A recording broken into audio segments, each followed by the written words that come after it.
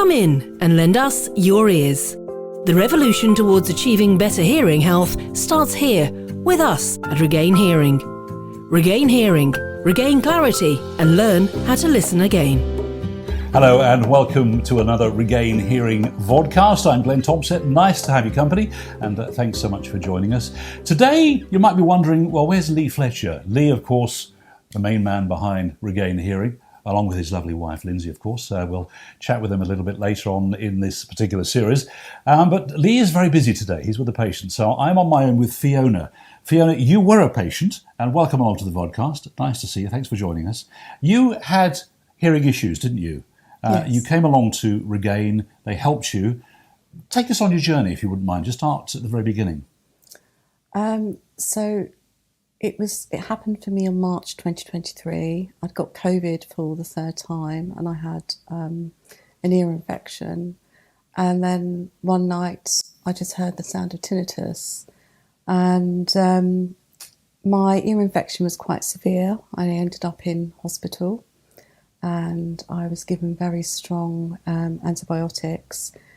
And I said to them, "Can you do anything about the noise?" And they went, "No, you just have to learn to get used to it, learn to live with it."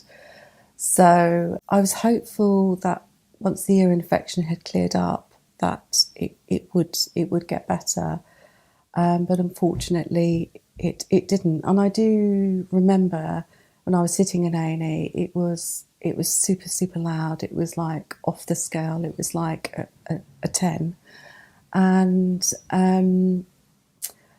so then I do like what a lot of people do. We go on to Google, I do a lot of research, and then... Self-diagnosis. Yes, we all do a it, lot don't we? of that. Yeah. And then I did go to one audiologist initially, and I didn't find them that helpful. And then I waited because I thought sometimes tinnitus can clear up. And it was 2 years today that I first met Lee, and I had my tinnitus assessment. And what was that initial, I'll just take it back a bit, if I can, Fiona. What was that initial sound like? You thought initially it was an ear infection through COVID. I mean, yes. How could we equate that sound to something maybe in the high street, a noise that we would perhaps all identify with? I had 4 or 5 different types of tinnitus sounds. I had... they were very, very loud. They were very high pitched. It was almost like having a constant kettle boiling inside my head, inside my ears. It was mainly my left ear, and I had a little bit in my right ear, but it was just what was the residual of the infection. It affected me significantly. I wasn't able to sleep. I lost over a stone in weight. It affected. So it affected your health. Yeah, it did. It Hugely. did. It affected my overall health, my physical and my emotional health. I felt very lonely. I felt very isolated, and people did not understand because it wasn't visible. It's kind of like a silent symptom. I did obviously have to have an MRI scan done as well because it was in one ear. So I did go and see an ENT consultant through the NHS, and then I also went privately. But the message I continue to get is there's not really much I can do with it. It may go away, it may not, or you'll just get used to that over time.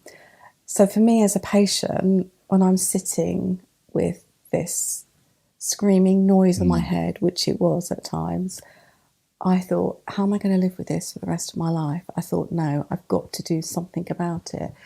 So I did my research and went on Regain Hearing's website, looked at their reviews, booked in a tinnitus assessment with Lee. I remember meeting Lee, and my husband was there, and I was very nervous, I was very anxious, and I was desperate for someone to help me.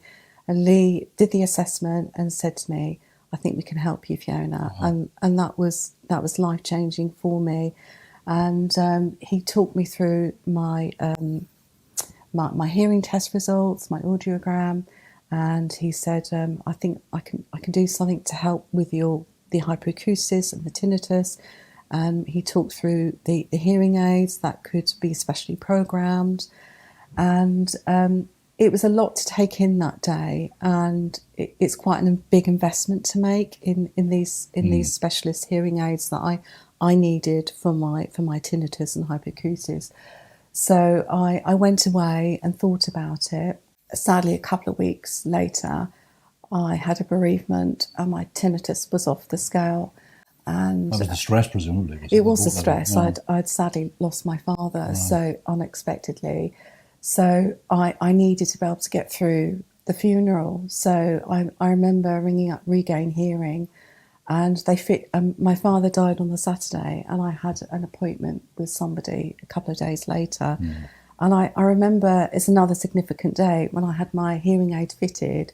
Was the day my son was getting his A-level results, so it was quite significant. Yeah. And I did get instant relief. I think it just sort of gave me the confidence to know that I would get better. I was getting a totally different message from Lee, from Lindsay, and from the team that this will get better. And there was times that I didn't believe it would. It's very difficult to kind of take that leap of faith and to put your trust in professionals when I'd received such sort of negative messages.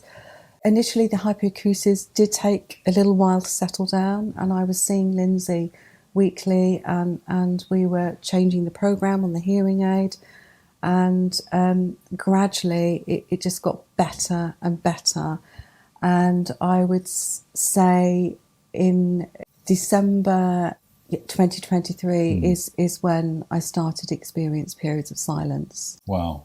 So, and the worst time for tinnitus, I'm guessing, is when you're trying to get to sleep at night. And yes, I guess you can't get to sleep at night, can you? In many cases, it's so awful. It is. I think I do a lot of self-help. So I did a lot of. There's an emotional element to tinnitus as well. So I did a lot of meditation, mindfulness. Did that help? It did. I think the hearing aid was a game changer. It was life-changing for me because I felt I had some control, because once I put the hearing aid in, there was no tinnitus. I didn't hear the tinnitus. And I wore it sometimes 12, 14 hours a day, but it meant that I could focus, I could concentrate, I could do my work. And the fact that it calmed it down, I was able to sleep at night. And 2 years on, I don't have tinnitus right at this moment. It's not there at all. No, I went to bed last night without it, woke up without it. I think I would say about 90% of the time I don't hear my tinnitus.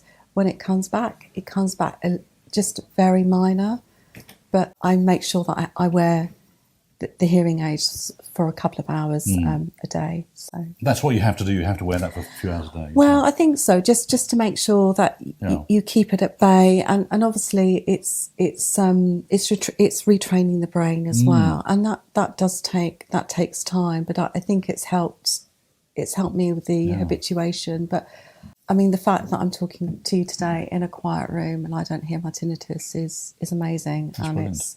It's well worth it. So, and I've got Lindsay and Lee to thank for that. They've made a massive difference to my life. So, thank you.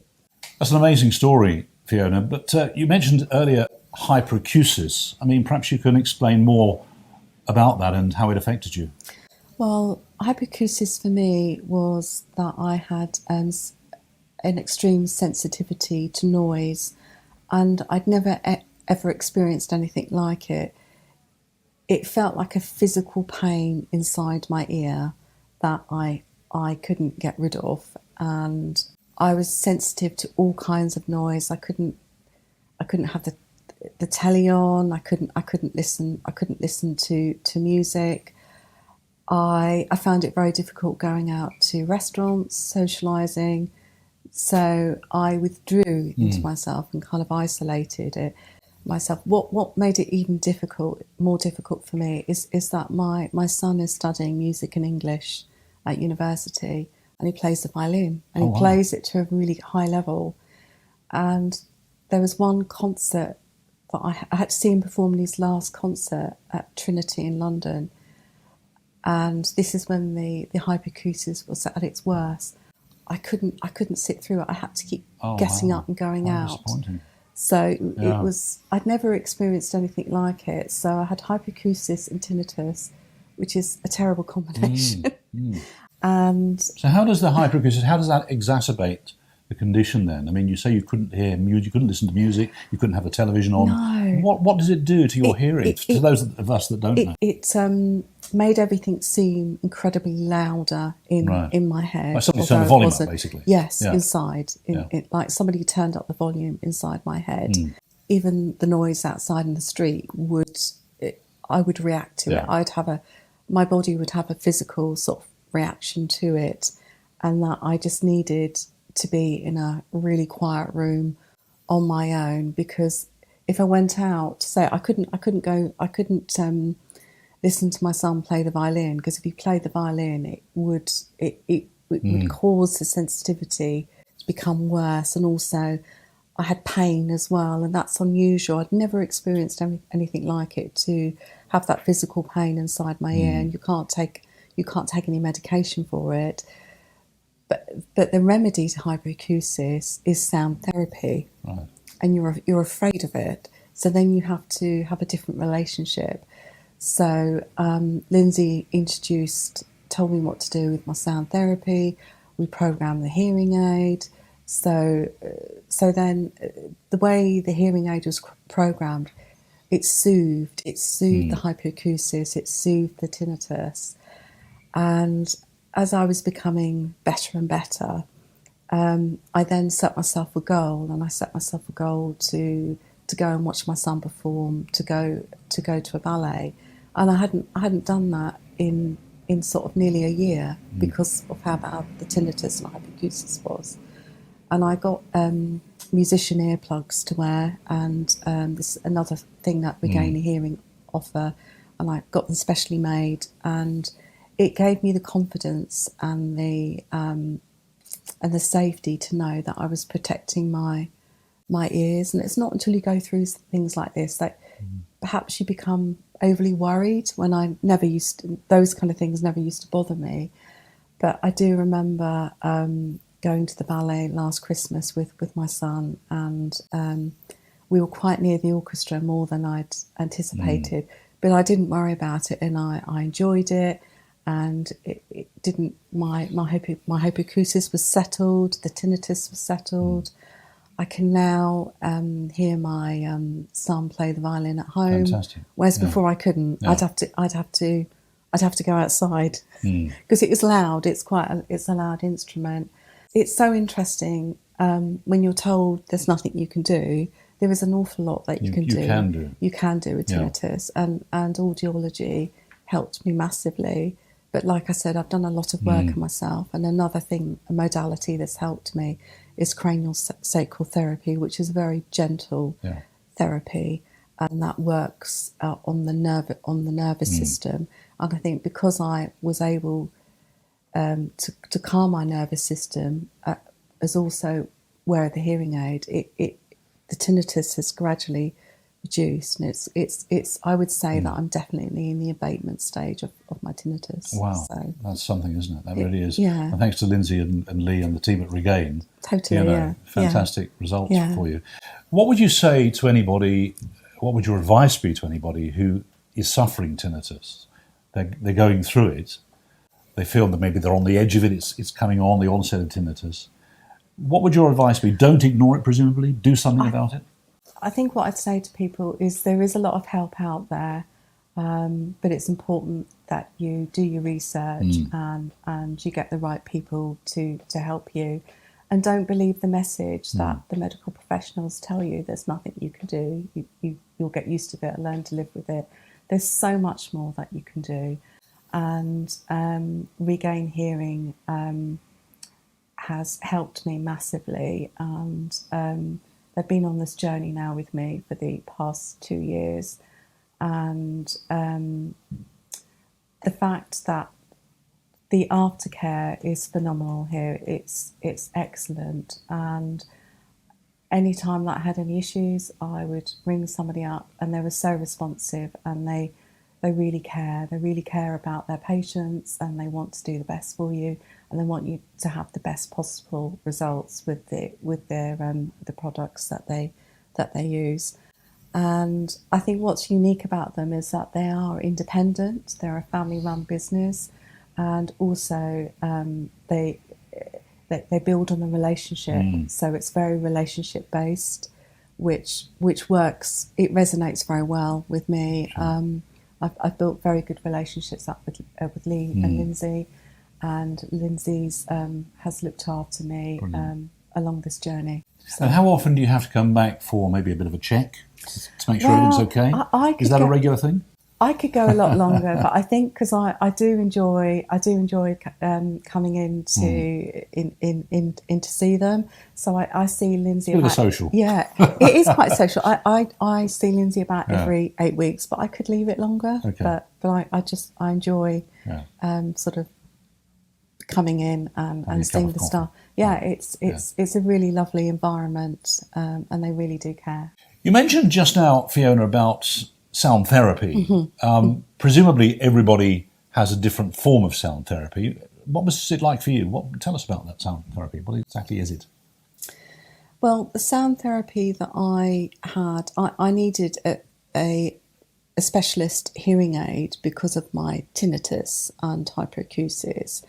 And it's a bespoke program that they made, and they programmed it in a certain way that I had high frequency waves, and also I wanted to counteract my tinnitus sounds, and we had some beeping sounds in it as well, and we found that we were sort of giving some kind of, it was like having feedback coming through the hearing aid, which would hopefully quieten down the tinnitus sounds, because I was having 4 or 5 different kinds of high-pitched tinging, ringing sounds.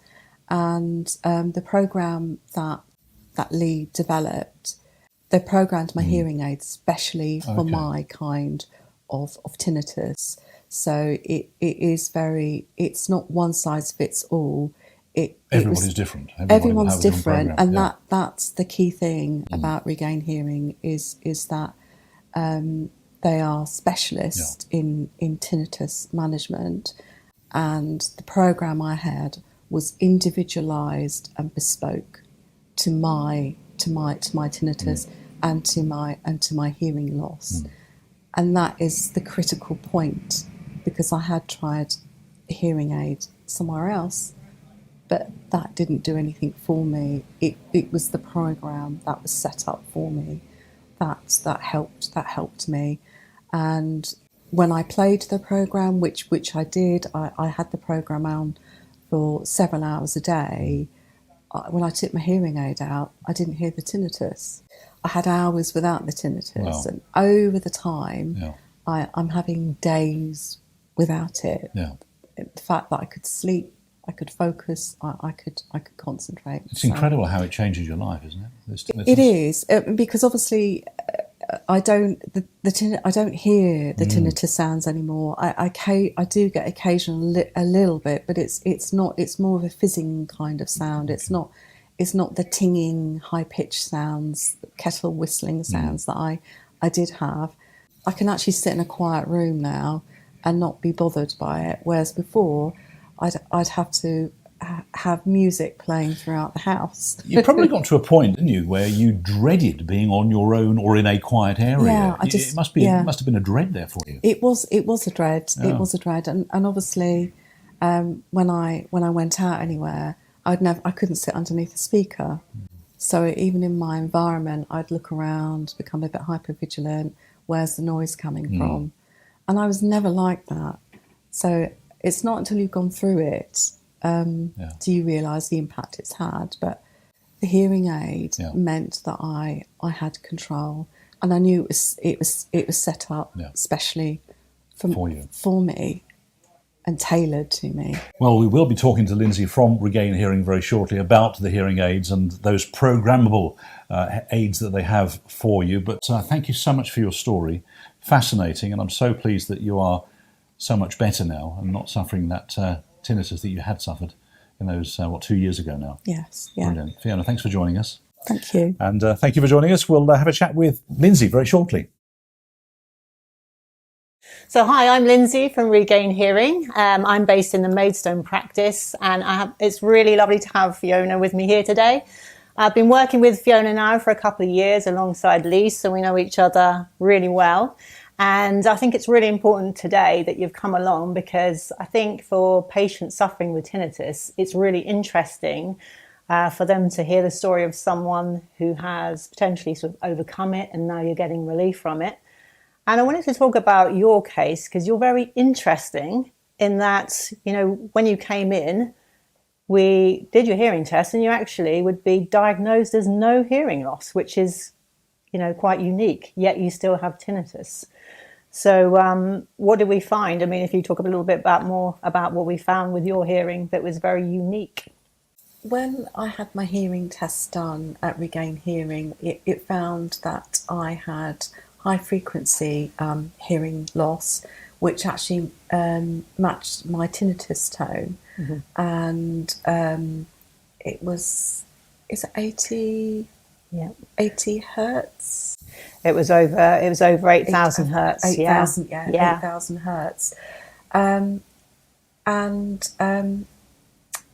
I didn't, obviously that's a bit of a shock to me to sort of know that I had sort of some hearing loss in the high frequency, but it just, in some ways it made it a little bit easier because then we could treat the hearing loss, and by treating the hearing loss could actually have an impact upon the tinnitus. Yeah, I think that's the interesting point. And like you said before, you know, you'd been elsewhere and you'd been sort of diagnosed as no hearing loss, and nothing can be done with your tinnitus. And it was really interesting that when we did test your hearing, we used a specialist audiometer. So our range of hearing as children is phenomenal. We can hear from 20 hertz being the very lowest frequency up to 20,000 hertz. So our range is phenomenal. But as we get older, generally, the high end starts to go, just by where it's located in the cochlea. And those are the bits that we don't have to test typically in an adult hearing test, which is why it often goes undetected. So we call it the hidden hearing loss.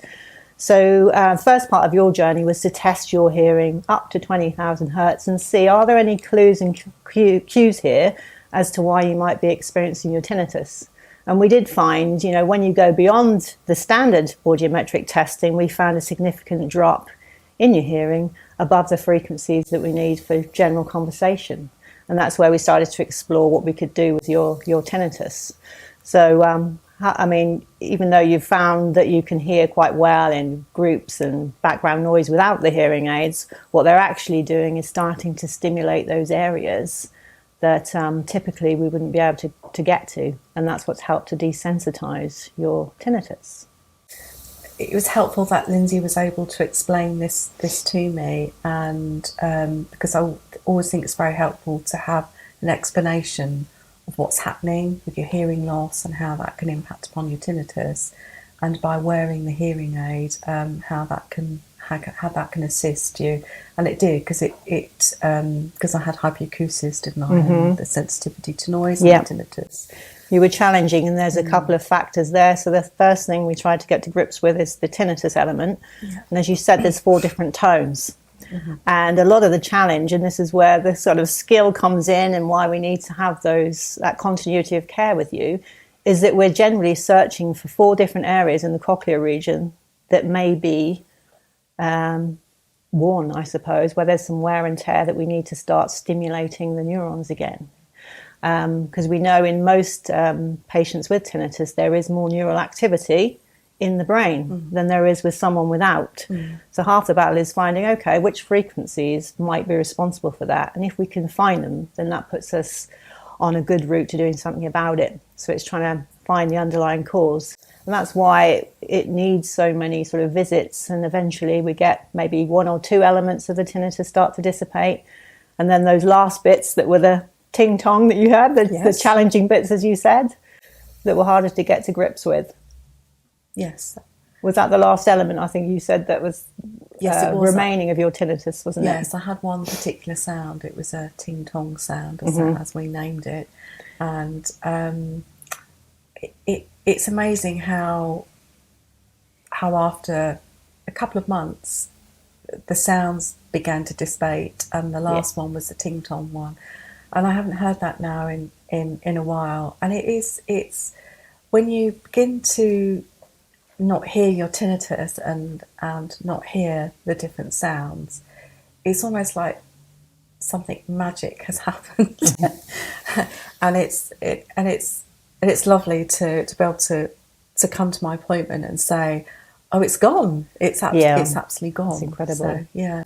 And with the tinnitus, we're using sound therapy in a different way at Regain Hearing. So we're not using it. You can use sound therapy for distraction technique. For example, you can play music to distract you from the tinnitus, but it's still there. Or you can use white noise, again, gently, that will again draw your attention from the tinnitus, yet it's still there. But we're using our sound therapy more tailored, so we're stimulating the damaged parts of the hearing system, but we're leaving alone the healthy parts. And I think for you, it's critical. So we don't want to give you white noise because we don't want to over-exercise or stimulate the healthy bits of your hearing. We just want to stimulate the bits that are damaged. And I think that's the sort of bespoke approach, and hopefully it gives you some comfort knowing that we're not overstimulating the good bits of your hearing. So we're not causing any damage. We're just treating the underlying root of your tinnitus. Yeah. Interestingly as well, so the first challenge for you was the four elements of your tinnitus, but then it's the hyperacusis. And naturally for people suffering with hyperacusis, they tend to avoid, as you did, situations where there's noise. So you start to do everything to withdraw from noisy situations. And hyperacusis is completely curable. However, it entails the last thing that you want to do is start to reintroduce and habituate to sound again. And that can seem alien to begin with. So most people's reaction when they have hyperacusis is to start wearing earplugs to block out sound. And that's actually, there's research papers that show that can have a detrimental effect. It can make things worse.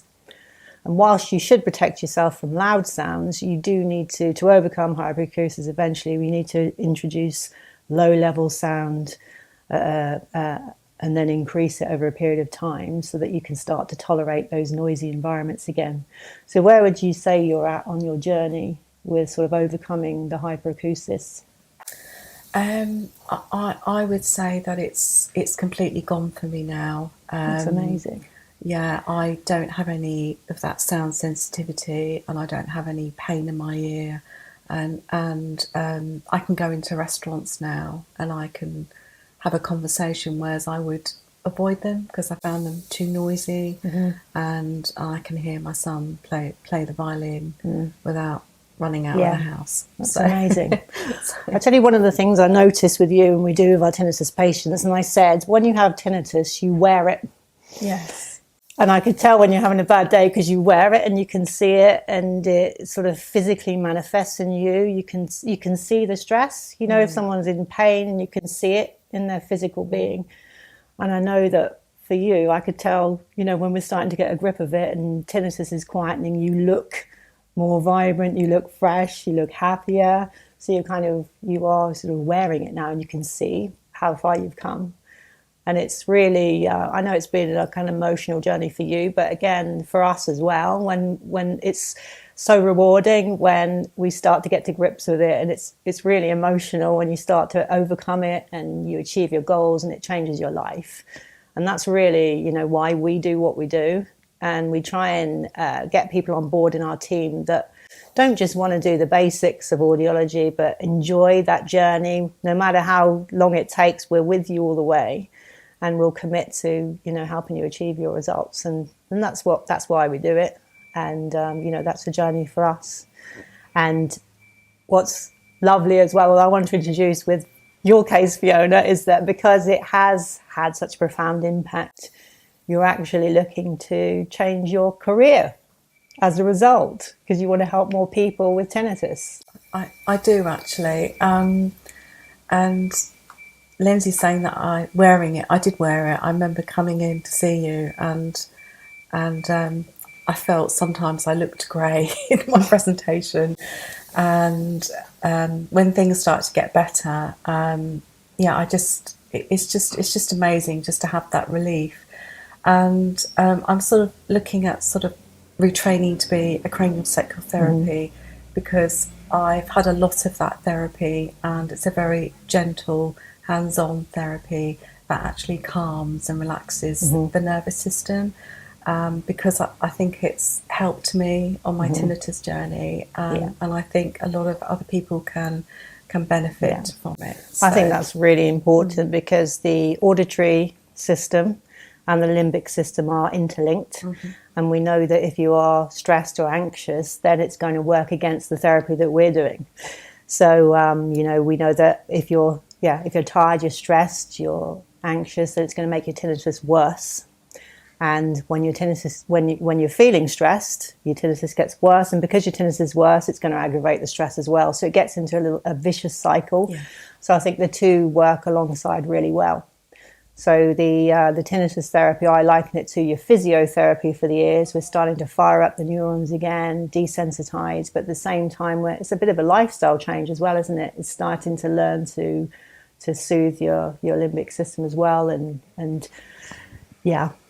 And there's a lot that you can do with it. I think if you want to get the best results, I do think it's multi-factored tinnitus. The hearing aid gave me the relief, and once I had the relief, I was then able to do other things to help me, and also that I wasn't focusing on it, on the tinnitus. I managed to get out of that cycle. And then by having the craniosacral therapy, that calmed down the limbic system, which then in turn has an impact upon the brain. And if the brain feels calm, then it's not seeing that signal, the tinnitus sound, as danger, as a threat. And by wearing the hearing aid and not actually hearing the tinnitus, and just listening to the specialist sound therapy program that was streaming from my hearing aid, was helped massively as well. So combination. Yeah, combination approach. Yeah, and again, it's a knock-on effect, isn't it? Because when you can start to take on more situations that you'd avoid ordinarily, like going to a restaurant, and you used to say you'd sit outside, no matter what the weather, because the acoustics would be so bad inside. Yes, yeah. So when you can start to participate again in society, enjoy your son's performance at the opera, etc., that kind of thing, then of course your quality of life is going to improve, and that's going to affect your well-being also. So again, it's going to have a positive effect. Yes, definitely. Yeah. Yes, definitely. It has. It really, really has. So I'm very grateful to you and Lee and your team for helping me and enabling me to be here today. It's a pleasure. I never thought I would be in this position to say how things have changed for me, and I'm very, very grateful for everything you've done. It's made a massive difference to me. Thank you so much, and again, thank you for coming along. It's been really helpful to anyone that's suffering and wondering what it might be like to go on a journey to sort of recovery or desensitizing your tinnitus, hyperacusis. It's been very, very helpful. And again, we're looking forward to you working with us collaboratively as well to help more people in the future. I look forward to watch this space. Thank you for watching. For more information, visit regainhearing.co.uk.